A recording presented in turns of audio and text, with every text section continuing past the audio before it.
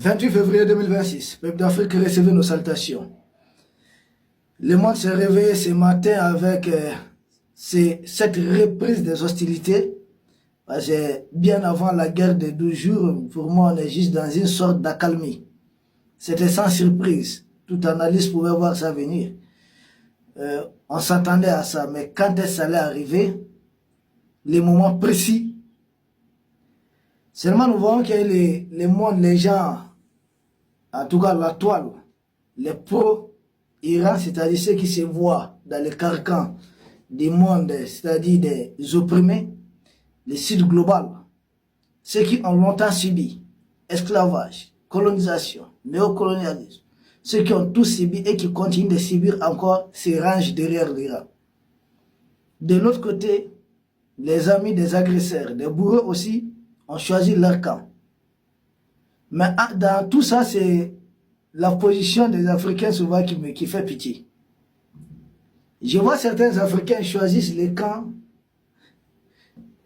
américains parce que selon eux, les Américains c'est le monde occidental, donc Emmanuel Macron est du bloc occidental de l'OTAN, donc Emmanuel Macron, donc Ouattara aussi est de l'OTAN. Mais vous n'avez rien compris. Hein? Mais Ouattara est leur victime là. Vous pensez que si ça ne tenait qu'à M. Alassane Draman Ouattara, il va se courber devant Emmanuel Macron? Non, mais il est pris en otage. Les pays africains sont pris en otage. Donc, il y a ceux qui refusent de continuer d'être pris en otage, ceux qui sont en train d'essayer leur révolte, et il y a ceux qui peut-être ont autre stratégie pour s'en sortir. Mais aucun peuple au monde ne va être colonisé. Parce que quand vous soutenez un dirigeant, souvent, il faut être intelligent. Il faut être très intelligent. Pour moi, il n'est pas question de dire, bon, on soutient ça. Il faut être vraiment un peu... par rapport à la position de l'Afrique, il faut être vraiment très objectif. Qu'est-ce que l'Afrique veut? Des deux là. Quel est le côté qui ressemble beaucoup plus à l'Afrique? J'ai entendu aussi certains, bon, je les comprends. Peut-être chacun à son niveau.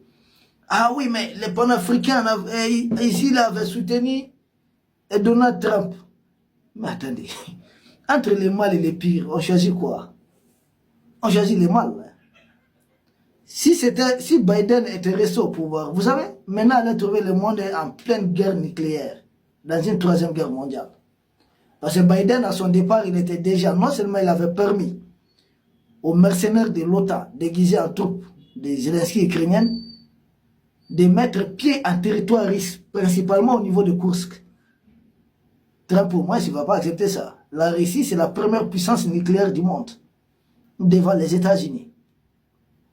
Si Biden, qui avait déjà autorisé des frappes avec des missiles en profondeur du territoire russe, au moins c'est une chose que Donald Trump, pour le moment, il a presque refusé. Et ces frappes-là, qu'est-ce que Poutine avait dit? Attention, le monde, nous savons que les Ukrainiens n'ont pas la capacité d'utiliser ces missiles. Donc ce sont les troupes de l'OTAN là-bas. Or, il parlait déjà de co-belligérance. Donc, c'était directement l'embrasement, une guerre nucléaire. Trump a retardé ça au moins. Il se retrouve du côté de l'Iran. Vous savez, l'oncle Sam, là, leur ADN, là, c'est la guerre.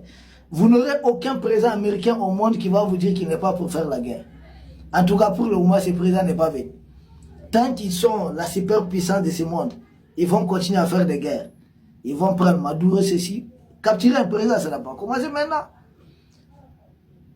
Si Biden ou bien Kamala Harris était resté, c'était l'affrontement, confrontation directe avec la Russie. On y était presque. Ça a été évité de justesse. Trump lui choisit, il a évité d'affronter directement la Russie, mais il va affronter l'Iran, donc affronter indirectement la Russie et la Chine. Indirectement.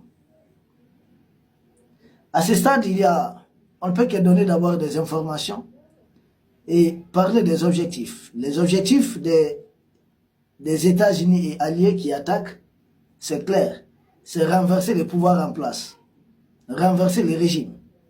Et pour cela, leur plan, c'est en 3 étapes. Attaquer d'abord le pouvoir, l'appareil même. Ensuite, appeler maintenant les manifestants à descendre dans la rue, soutenir les côtés américains, appelait les Iraniens à soutenir l'opération américaine.